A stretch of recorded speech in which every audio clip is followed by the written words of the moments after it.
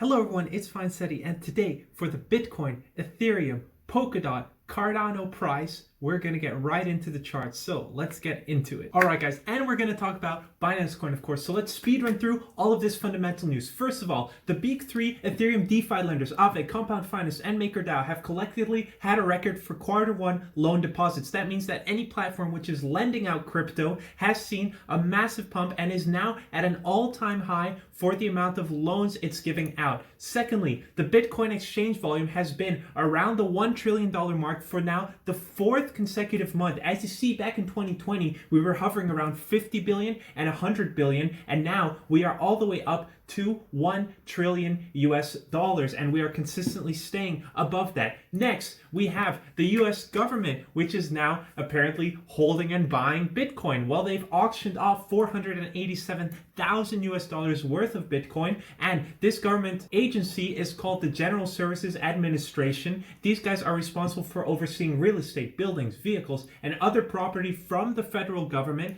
and auctions them off when they have surplus items and they don't need them anymore. That means that the government was holding Bitcoin and all of a sudden they don't need it anymore and they're auctioning it off.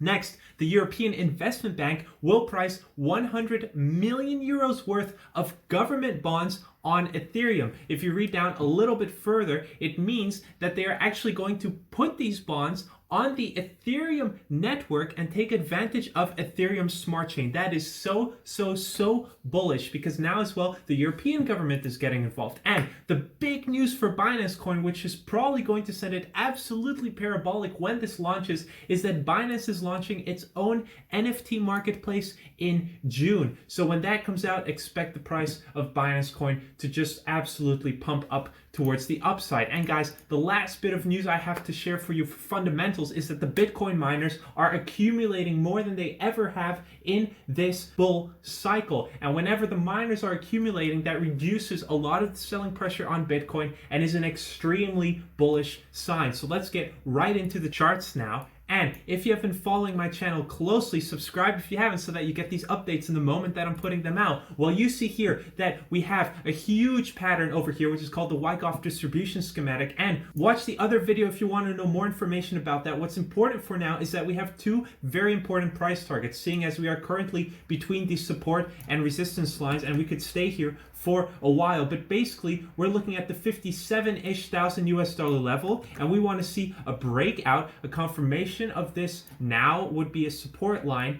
going back up above the previous break and continuing. And at that moment, I could say that this huge bearish pattern will be invalidated, especially if we have a volume candle coming in, something like this, or at least as high as these two candles. But guys, in the case that that does not happen and this pattern would continue, well, then we would break down, keep this as a resistance line, break down again, see a little bit of volume coming in, and in that case, unfortunately, we have a very scary price target of approximately 33,000 US dollars, which is supported by the volume profile coming in exactly at that price range. All right, guys, we are now on the Polkadot chart, and as you see here, well, there has been a very strong wedge pattern forming over here, which is a bullish continuation pattern, and I think that we have already hit the price target for this pattern. As you see here, this is a multiple day pattern, almost a 10-day pattern, which means it is quite significant. But we broke out around the 26th of April. We went up about halfway down,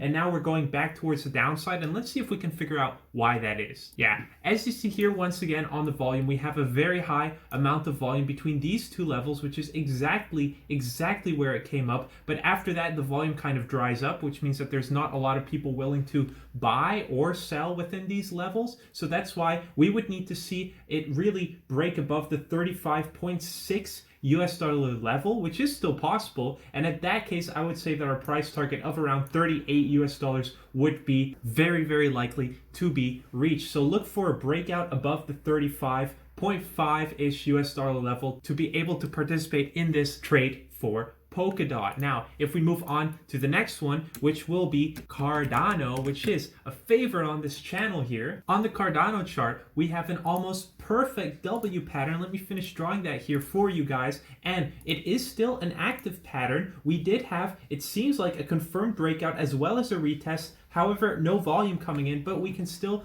take this as a trade signal if we have most of our signals. Just I'm personally not trading it unless all of the signals are there. And let's see, if we say the height of this triangle here, of this W pattern here, and then we make our little horizontal ray here, and we take as well a price target from here all the way down to the bottom of the W pattern, well, we see that Cardano would have a price target of approximately 1.49 US dollars, which would take us back near the all-time high. And I do think that is still very likely for Cardano. As you see, just as on Polkadot, we are experiencing some resistance here, and this time we would probably not break any lower than where we are now, because as you can see, a huge amount of volume is supporting this level lower. So I do not see us going down in this scenario, which means that the only way for Cardano right now is up. And if the only way is up, you see here on the left that the volume just absolutely dries up, which means that if we do start a pump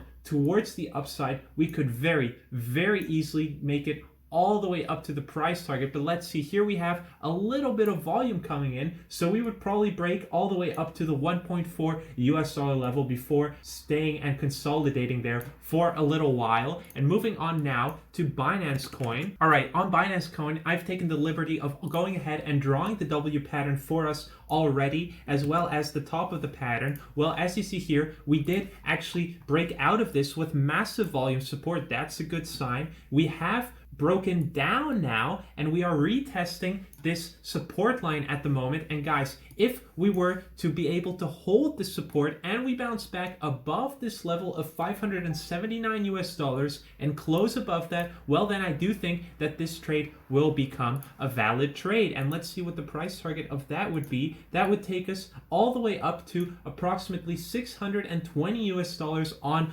Binance Coin. As always, let's check the volume profiles a little bit. Yeah, at this point, basically, we would be seeing probably a new all-time high for Binance Coin. And of course, guys, last but most certainly not least, because this one has been very good to anyone who has invested in it, well, Ethereum has been basically making new all-time highs and staying near its new all-time highs, which is absolutely brilliant. And as you see here, we had a huge W pattern forming here in the charts. We had a volume confirmed breakout, right? This was approximately the top. We broke out with volume. We didn't come back down for a retest, but we just kept going up and up and up and up. So I do believe that this price target has already been reached. Let's double check that. If we take this and we put it here, yes, this price target has been reached and has taken us to the new all-time high, and we are now currently on Ethereum waiting for the new pattern to form, because guys, always after the pattern is before the pattern. So let's wait for the new pattern to form on Ethereum. Let's be patient here, because Ethereum likes to shake out a lot of people after it hits these new all-time highs. It likes to just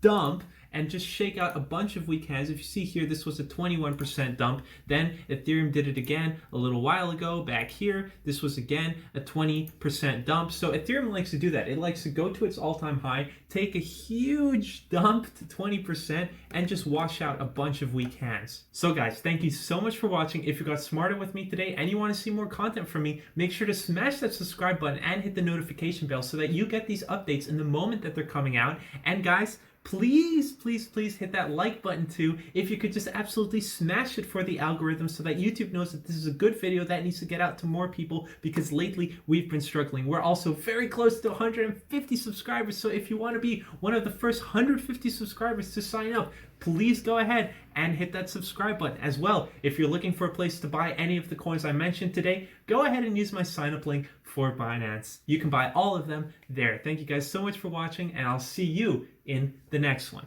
Bye.